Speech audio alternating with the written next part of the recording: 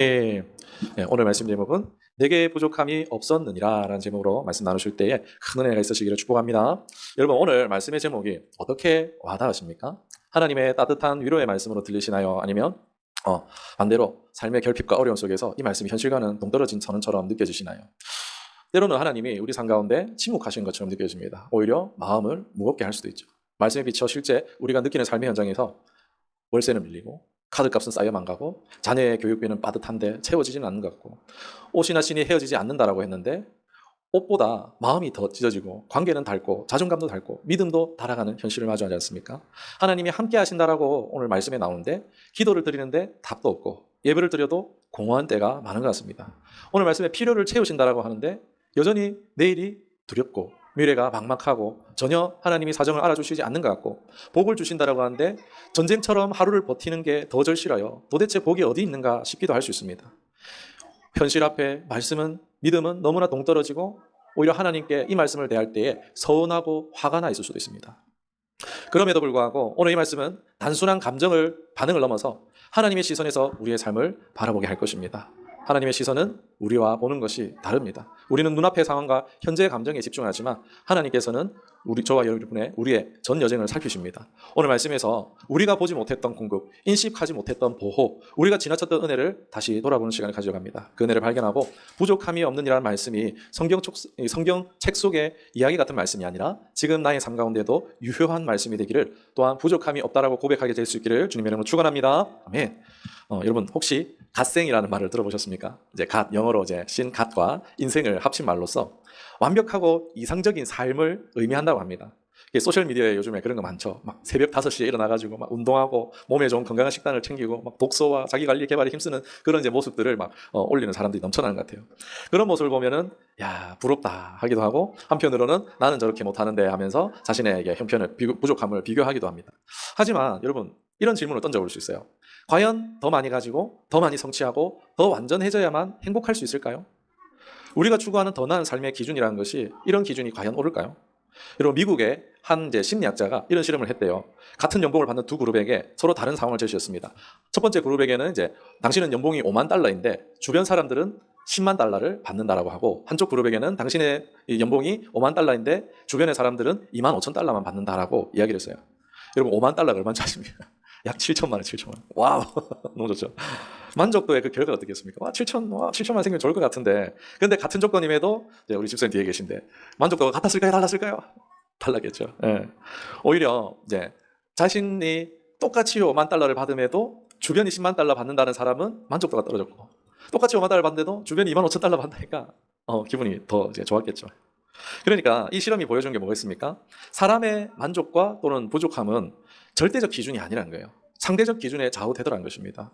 여러분, 그렇다면 하나님이 보시는, 이건 사람의 이야기고, 하나님이 보시는 부족함의 기준과 우리가 생각하는 부족함의 기준이 같을까요? 제가 같으면 질문을 드리지 않겠죠. 하나님 말씀하시는 부족함이 없다는 것은 단순히 물질적, 풍요나 사회적 성공을 의미하지는 않습니다. 여러분, 그럼 이 시간에 하나님이 보시는 풍요로움이 무엇인가에 대해서 한번 좀 생각해 봤으면 좋겠습니다. 오늘 본문을 다시 한번 읽어보겠습니다. 시작. 내 하나님 여호와께서 내가 하는 모든 일에 여호와께서 이 40년 동안을 너와 함께 하셨으므로 부족함이 없었느니라 하시기로. 아멘. 여러분, 여기서 부족함이 없었느니라 라는 표현이 참 놀랍습니다. 여러분, 이스라엘 백성들은 몇 년 동안 광야에 있었습니까? 40년 동안 광야에 살았습니다. 정착된 집도 없고 농사지을 땅도 없고 안정된 수입원이 있을 수가 없겠죠. 그저 오늘을 살아가는 현대인들이 보기에는 이 광야에 맴도는 광야 백성들은 부족한 상황이 있는 사람들이에요.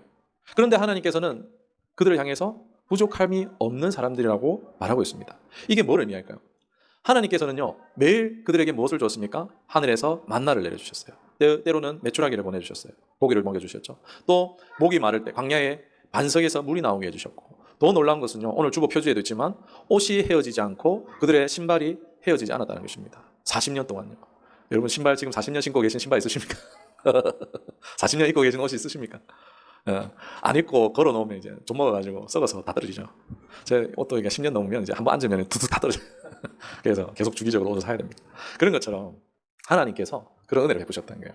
하나님은 그들의 필요를 모든 것을 하시고 때에 따라서 공급해 주셨습니다. 심지어 가만히 생각해 보면요, 만나는요 저장할 수 있는 식품이 아니었습니다. 하루 분량만 거둘 수 있고 욕심을 부려서 더 거두면은 다음 날 벌레가 생겨서 냄새가 나서 먹을 수 없었어요. 왜 만나는 하루를 저장하지 못하게 하셨을까요? 여기에는 하나님의 의도가 있습니다. 내일을 걱정하지 말고 오늘 하루 나를 신뢰하면서 살아라는 것입니다. 그리고 계속해서 경험하겠죠. 내일을 염려했는데 내일에 또 만나가 내리는 거예요. 그러니까 내 오늘과 내일에 또 내일 공급할 거라는 신앙을 갖게 하기 위해서 하나님께서는 매일 만나를 내리시고 하루면 소진되게 하셨던 것입니다. 여러분, 우리는 어떻습니까? 우리는 종종 통장에 얼마가 있는지, 내 집은 언제 마련하려는지, 노후 준비는 충분한지를 걱정합니다. 물론 이런 것들을 준비하는 것이 잘못됐다는 얘기가 아닙니다. 하지만 문제는 그것이 없을 때에 불안해하고 부족하다고 느끼며 심지어 하나님을 원망하는 경우도 생긴다는 것입니다. 여러분, 하나님의 관심이 뭘까요? 하나님의 관심은 내가 무엇을 가지고 있는 건가요? 아니겠죠. 하나님의 관심, 하나님의 초점은 이겁니다. 우리의 소유에 있는 것이 아니라 우리와 함께 하느냐는 것입니다. 함께입니다. 하나님의 초점은 함께입니다. 다시 보겠습니다. 내 하나님 여호와께서 이 40년 동안 너와 함께 하셨으므로, 이 말씀 말하고 있어요. 그러니까 하나님의 임재, 그것이 여러분 우리가 누릴 수 있는 가장 큰 풍요인 줄 믿으시기를 축원합니다. 여러분, 그러면 왜 하나님이 함께하는 것이 풍요인가? 첫 번째로 하나님이 함께 하시는 삶은 우리의 필요가 채워지는 삶이라는 것입니다. 여러분, 하나님은 단지 물질을 주시는 분이 아니라 우리의 필요를 아신다는 거예요. 가장 적절한 때에 가장 적절한 방식으로 공급하실 수 있는 분이 하나님이십니다. 여러분, 이스라엘 백성들이 어떤 이스라엘 백성들이에요? 하나님께 늘 불순종하고 불만하고 하나님을 배반하는 사람들이 이스라엘 백성들이죠. 그런데 하나님께서는 그 이스라엘 백성들에게 40년 동안 매일매일 만나를 주셨듯이, 여러분, 이런 불순종하는 사람들에게도 하나님 이렇게 약속을 신실하게 지키시는데, 하나님 우리에게 어떻겠습니까? 하나님은 우리에게도 날마다 시시때때로 가장 필요한 것을 채우시는 신실하신 조지 하나님이신 줄 믿습니다. 새로운 공급을 주시는 하나님이시라는 거예요. 그 공급은 눈에 보이는 것만이 아니라, 나 아침에 일어났는데 돈이 없는데? 그게 아니고, 평안과 오늘을 살아낼 수 있는 지혜, 또한 관계를 견뎌낼 수 있는 인내, 그리고 또한 그것을 오늘 살아낼 수 있는 정말 악한 사람들을 견뎌낼 수 있는 그 하나님의 위로, 이 모든 자원들이 다 포함되는 것을 말합니다. 실제로 이 당시에 여러분 또 어떤 것까지 하나님이 공급해 주셨냐? 필요도 채워주세요. 이 장면에서 제가 보진 않았지만 이스라엘 백성들이 가나안에 거의 다 왔어요. 근데 이제 다른 나라를 거쳐가야 돼요. 에돔이란 나라예요. 이게 형제의 나라죠. 그런데 하나님 뭐라고 하시냐면은 너희가 마실 것과 먹을 것을 사 먹으라는 거예요. 그러니까 이것을 지나갈 때에 물도 먹을 거 사 먹으래요. 그러니까 하나님의 은혜로 공급이 끊어진 것이 아니지만 필요한 음식과 음료류의 값을 다 지불할 수 있을 만큼 이들의 재정의 상황들이 어땠다고요? 있었다는 거예요. 충분한 돈을 가지고 있었다는 거예요. 여러분, 하나님을 불순종한 대가가 38년인데 물질적인 축복을 받지 못한 게 아니라 불신앙에도 불구하고 여러분, 하나님은 은총으로 계속 베푸시고 사랑을 보호하셨고, 결국 그 광야의 끝에서 이들은요 많은 재산을 가지고 있었어요. 많은 가축의 떼를 이루고 있었습니다. 말 그대로 하나님은요 선한 목자이십니다. 잘못된 길 사랑의 징계를 하시지만 성도를 끝까지 보호하시고 인도하시고 사랑하시되 끝까지 사랑하시는 하나님이십니다. 이 무한한 사랑에 당장이 우리에게 없는 것 같지만, 그러나 누구보다도 우리가 그 하나님 안에서 감사할 수 있습니다. 또한 하나님과 함께하는 삶은요 두려움이 사라지는 삶이라는 것입니다. 오늘 이제 우리 집사님 고백하신 것처럼 광야라는 곳은요 불확실성의 곳입니다. 하나님께서 그러나 함께 하셨기 때문에 이스라엘은 살아남을 수 있었어요. 오늘 우리의 인생이 어떻습니까? 푸른 초장 같습니까? 광야 같습니까? 거칠고 궁핍하고 하나님 하루라도 안 채워주시면 죽을 것 같은 광야 아닙니까? 그 광야를 지나지만 하나님이 함께 하신다는 확신은요 오늘을 살아내는 불안과 염려를 잠재우고 오늘을 담대히 살아갈 힘을 주시는 줄 믿습니다. 그리고 하나님과 함께하는 삶은요 우리의 존재 가치가 회복되는 삶이라는 거예요. 세상은 우리가 얼마나 가졌는지 얼마나 성취했는지로 평가하지만 하나님 우리가 누구인지 그리고 그분과 어떤 관계 속에 있는지를 보시는 분입니다. 그분과 함께 있다는 사실만으로 우리는 이미 귀하고 이미 풍요로운 존재입니다. 그렇잖아요. 이제 아빠가 부자예요. 그러면 아들이 주머니에 1,000원짜리 하나밖에 없어도 그 아들은 부자입니까? 아닙니까? 부자인 거예요, 여러분. 당장 내 주머니였다고 내가 풍요롭지 않다는 게 아니라는 것입니다. 언제든지 필요해? 내가 법 가줄게 뭐 이런 식으로 하나님께서 얼마든지, 그게 풍요죠. 내 주머니에 있어야만 풍요가 아니라. 여러분, 결국 하나님께서 함께 하시는 삶은요 진짜 부족함이 없는 삶이라는 거예요. 그분이 나의 목자시고 나의 공급자이시며 나의 보호자이시기 때문입니다. 그래서 신명기 2장 7절의 말씀은 단지 이스라엘의 이야기만이 아니라 오늘을 살아가는 우리 모두에게 주시는 하나님의 선언이라고 할 수 있습니다. 너는 부족하지 않다. 내가 너와 함께하기 때문이다 라는 것입니다. 그럼에도 하나님 함께 하신다는 말 많이 들었잖아요. 그럼에도 여전히 우리 집사님 마음이 어떠세요? 하나님 내 필요 아실까? 지금 연체됐는데 미납됐는데 어떡하지? 내 필요를 하나님 왜 안 채워주신 거예요? 하나님 진짜 나 돌보고 있는 거예요. 함께 하신다는데 왜 이 카드 빚을 낼 이게 없어요? 이런 생각 들지 않습니까? 언제 주시는 걸까? 믿음이 부족해서인가? 정말 함께 걷고 계시는 걸까? 라는 질문이요, 우리 모두에게 있을 수 있다는 거예요. 근데 그렇다면 제가 질문을 드리겠습니다. 그런데 여러분, 하나님이 혹 주셨는데 우리가 그 사실을 놓치고 있지는 않은 것입니까? 하나님이 주셨는데, 심지어는 하나님이 우리가 구하지 않아도 그냥 스쳐가듯 생각만 했는데도 채우셨는데, 내 삶이 바쁘고 분주하다 보니까 하나님이 채우신 것을 못 보고 지나친 것은 아니십니까? 그럴 수 있다는 거예요.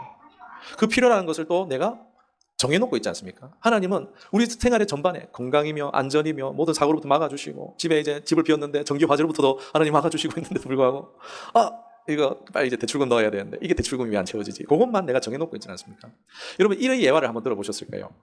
한 마을에 큰 홍수가 났어요. 그래서 이 사람이 이제 집에 있으면 빠져 죽으니까 지붕으로 올라갔어요. 그래서 지붕에서 하나님 앞에 간절히 기도합니다. 하나님, 저를 직접 구원해 주세요. 하나님, 기적을 베풀어 주세요. 기도했어요. 그래서 하나님께서는 도움의 손길을 보내줘요.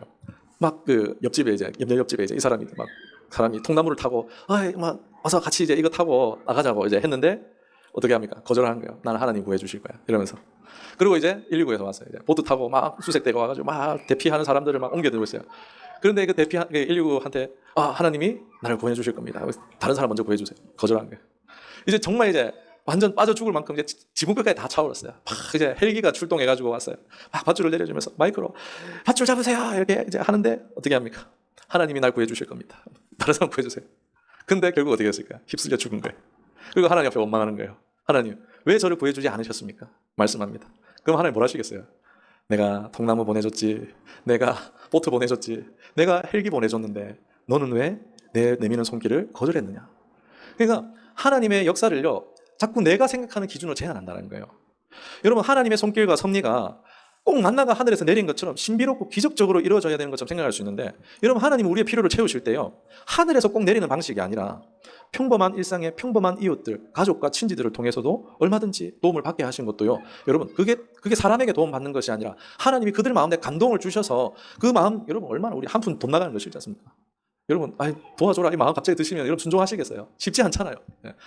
저 집사한테 50만 원 주라 이러면 지금 당장 50만 원 꺼내실 분 있습니까 지금? 쉽지 않아요, 여러분. 그런데 내가 도움을 받으면은 그건요, 하나님이 그 사람 가운데 그 생각과 마음을 주셨기 때문이라는 거예요. 그러니까 하나님이 도우신 손길인데, 옆집 아줌마는 도와줬는데 하나님 나를 안 도와주시는지 모르겠다, 이게 아니란 거예요. 그리고 반대로 나도 모르게 순간순간 예수님의 통로로 쓰임받을 수 있다는 거예요. 감동이 와서 줬는데 나한테 이거 있으나 마나인데 했는데, 나중에 천국 가면은 주님 저 한 거 없는데요. 얘야, 네가 너를 통해서 내가 일할 수 있었단다 하면서 칭찬받는 일들이 이런 거예요. 또 여러분, 복을 주셨다는데 이걸 우리가 과정 중심으로 바라볼 필요가 있는데 자꾸 결과 중심적인 시선으로 우리가 보고 있지는 않습니까? 아직 하나님께서는 필요를 채워주시기 위해서 우리가 준비가 필요할 수가 있어요. 주지 않는 게 아니라 이 받을 것을 준비하지 않고 있어서 그런 것은 아닌가 하나 또 돌아올 수 있는 거예요. 그리고 하나님의 풍요의 관점은 물질적인 필요가 채움받는 것을 포함하는, 아까도 말씀드렸듯이 함께 하심이 핵심이라는 거예요. 이스라엘은 하나님께 불순종함에도 하나님의 필요 공급이나 단순 보호가 아니었어요. 하나님은 존재적으로 그들과 함께 하셨습니다.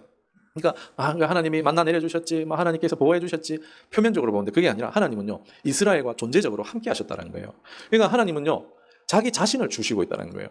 여러분, 자기 자신을 주신 거예요. 하나님, 온 세상을 지으신 전능하신 하나님이 자기 자신을 주고 있는 거예요. 아까도 얘기했잖아요. 주머니 1,000원짜리밖에 없다고 부자 아빠를 둔 아이가 풍요로운 게 아니냐고. 그런 것처럼 하나님은 이스라엘 백성들에게 자기 자신을 주고 계셨습니다. 강야는 단순히 필요한 공급이나 기적을 체험하는 자리가 아니라 하나님과의 관계가 깊어지는 자리였죠. 사랑하는 성도 여러분, 우리의 삶도요, 동일하게 적용됩니다. 우리의 시선을요, 필요에만 두는 것이 아니라 얼마나 채워졌느냐, 얼마나 나아졌느냐가 아니라 어떻게 하나님이 나와 함께 하시고 있느냐의 시선으로 바꿔야 된다는 거예요. 질문을 바꿔야 된다는 거예요. 그러니까 하나님이 저 사람은 2억짜리 주고 나는 100만 원짜리 주고 하나님 차별하신가, 이게 아니라는 거예요. 뭐가 중요하느냐, 얼마나 섬세하게 응답하시냐예요. 얼마나 하나님이 나와 가까이 함께 하시는가를 우리가 의식할 수 있기를 원합니다. 크기를 보는 게 아니라 얼마나 내 마음속 깊이까지 섬세하게 반응하시는가, 그게 더 중요하다는 거예요. 여러분, 하나님의 임재는요, 추상적인 이야기가 아닙니다. 이것은 성도라면요, 누구나 체험할 수 있는 것입니다.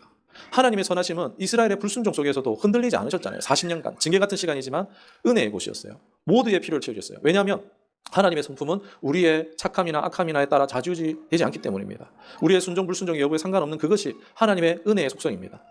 그러니까 필요를 채우는 크기보다 하나님이 얼마나 나의 친밀하게 가까이에 섬세하게 채우셨는가, 나의 작은 신음소리까지 응답하시는 체험들. 그게 소소할 수 있어요. 오늘 생선 먹고 싶다. 그런데 그날 생선 먹고 케이크 맛보고 싶은데 케이크 먹고 그런 일들 경험했어요, 안 했어요? 하셨어요, 안 했어요? 귤 먹고 싶다. 이번 주에도요. 포도 먹고 싶다 그랬어요. 포도 사러 가는데 2만 원이 넘어요. 너무 비싼 거예요. 몇 송이 없는데. 그래갖고 그냥 왔는데 이번 주에 제가 아는 목사님 오셨어요. 뭐 들고 갈게요? 포도 들고 왔어요. 할렐루야.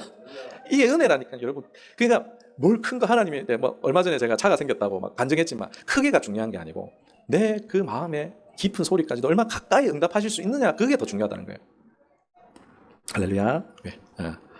하나님은 우리에게 주시지 못할 것이 없으신 하나님이신 줄 믿습니다. 크기보다 아무리 큰 것이라도 주실 수 있는 또 그 하나님을 발견하고 하나님으로 인해 만족하며 평안을 누릴 수 있는 저와 여러분 되기를, 참 복된 인생이 되시기를 주님으로 축복합니다. 세상의 기준과는 다를 수 있습니다.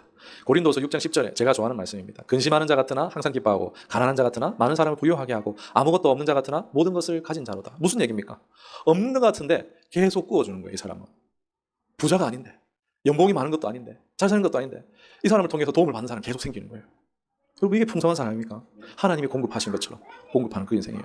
돈이 주머니 아무리 많아도 인색하여서 돕지 못하는 그게 풍요로운 인생이 아니라는 거예요.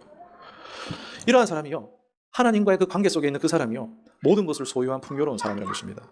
여러분, 우리가 하나님을, 예수님을 믿는다고 하지만 현실에 낙심되고 자신이 부족하다고 느껴져 왔을 수 있습니다. 하지만 오늘 본문의 말씀, 정말 아무것도 없느냐, 혹 이미 채운 것을 지나쳐온 것은 아니냐라고 묻는 것 같습니다. 하나님은 광야에서 이스라엘에게 눈에 보이는 것만이 아니라 보이지 않는 은혜로도 채우셨습니다.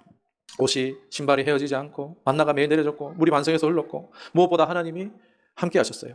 이 모든 것이 합쳐져서 하나님은 말씀하십니다. 내게 부족함이 없느니라. 이 고백은요, 풍족해서 드리는 게 아니에요.